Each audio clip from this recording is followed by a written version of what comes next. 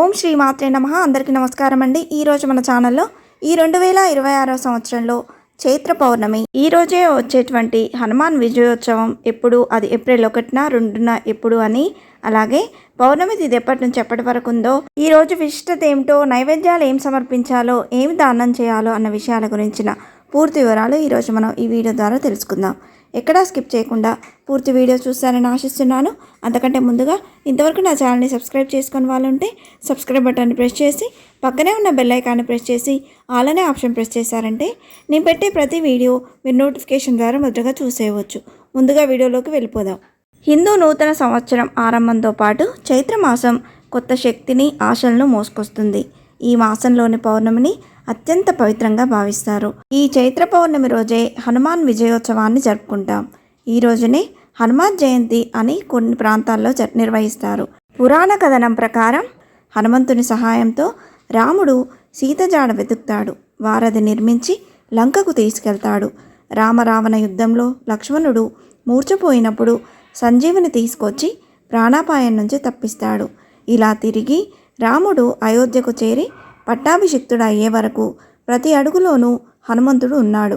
అందుకే తన పట్టాభిషేకం ముగిసిన తర్వాత రాముడు ఇలా అనుకున్నాడంట: హనుమంతుని అమోఘమైన సేవ కారణంగా సీతాదేవి తిరిగి వచ్చింది. నేను అయోధ్యకు చేరుకున్నాను, పట్టాభిషిక్తుడిని అయ్యాను. రాజ్యంలో ప్రజలు ఈరోజు సంతోషంగా ఉన్నారంటే ఈ ఆనందం మొత్తం ఆంజనేయుడి వల్లే సాధ్యమైంది. ఈ భావనతోనే సంతోషంగా హనుమాన్ని ఆలింగనం చేసుకొని కృతజ్ఞతలు తెలియజేశాడంట రాముడు. ఈ సందర్భానికి గుర్తుగా అయోధ్య వాసులంతా శ్రీరామనవమి వేడుక పట్టాభిషేకం ముగిసిన తర్వాత వచ్చిన చైత్రమాస పౌర్ణమి రోజున హనుమాన్ విజయోత్సవంగా జరుపుకుంటున్నారు. అదే కాలక్రమేణా హనుమాన్ జయంతిగా మారిపోయింది. అయితే ఉత్తరాది రాష్ట్రాలు సహా తెలంగాణలోనూ హనుమాన్ విజయోత్సవాన్ని జయంతిగానే కొన్ని ప్రాంతాల్లో జరుపుతున్నారు. మన తెలుగు రాష్ట్రాలలో వైశాఖ మాసంలో దశమి తిథి రోజున ఈ హనుమాన్ జయంతిని నిర్వహిస్తారు. చైత్ర పౌర్ణమి రోజు లక్ష్మీదేవిని, నారాయణుణ్ణి విశేషంగా పూజిస్తారు. ఈ రోజున చేసే లక్ష్మీ పూజ అత్యంత ఫలితాలను ఇస్తుందని నమ్మకం. ఈ లక్ష్మీ పూజను రాత్రి పౌర్ణమి వేళల్లో నిర్వహిస్తారు. ఈ రోజు చేసే సత్యనారాయణ పూజ వల్ల జీవితంలో ఎదురయ్యే అన్ని కష్టాలు తొలగిపోతాయని విశ్వాసం.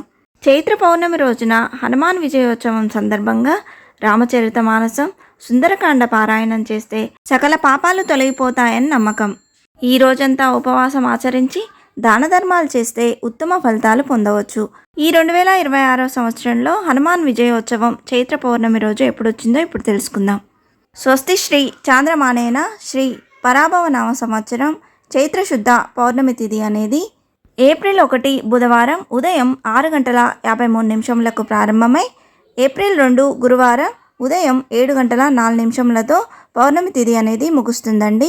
హిందూ పంచాంగం ప్రకారం సూర్యోదయానికి ఏ తిథి అయితే ఉంటుందో ఆ రోజు ఆ తిథిగా పరిగణిస్తాం. కాబట్టి పౌర్ణమి తిథి అనేది ఏప్రిల్ 2వ తేదీ ఉన్నది. కాబట్టి ఈ 2026 సంవత్సరంలో చైత్ర పౌర్ణమి రోజు జరుపుకునే హనుమాన్ విజయోత్సవాన్ని ఏప్రిల్ 2 గురువారం రోజున జరుపుకోనున్నాము.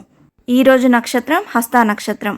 ఆ పవనసుతుని ప్రసన్నం చేసుకుంటేందుకు భక్తులు 41 రోజుల పాటు దీక్షను తీసుకుంటారు. ఈ దీక్ష అనేది చైత్ర పూర్ణిమ నుండి వైశాఖ మాసం బహుళ దశమి తిథి నాడు ఈ దీక్షను విరమిస్తారు. హనుమాన్ జయంతి రోజున స్వామివారికి తమలపాకుల మాలను వేస్తే ఎంతో మంచిది. అలాగే బెల్లం, శనగలు, అరటిపండు, లడ్డు, బూందీ వంటివి నైవేద్యంగా సమర్పించవచ్చు. అరటి పండ్లను తప్పక సమర్పించాలి. ఈ రోజున హనుమాన్ చాలీసా, ఆంజనేయ స్తోత్రాలను అలాగే సుందరకాండను పఠిస్తే అనుకున్న కార్యాలు దిగ్విజయంగా పూర్తవుతాయని నమ్మకం. ఇంతే ఫ్రెండ్స్, ఈ వీడియో మీకు నచ్చిందని ఆశిస్తున్నాను. ఇలాంటి ఇంట్రెస్టింగ్ వీడియోస్ కోసం please subscribe my channel and press the bell icon. అలాగే లైక్ చేయండి, షేర్ చేయండి. మీకు ఏమైనా సందేహం ఉంటే నా కమెంట్ బాక్స్లో పోస్ట్ చేయండి. మరొక మంచి వీడియోతో మేము ముందుకు వస్తాను. అంతవరకు సెలవు. సర్వేజన సుఖినో భవంతు. స్వస్తి.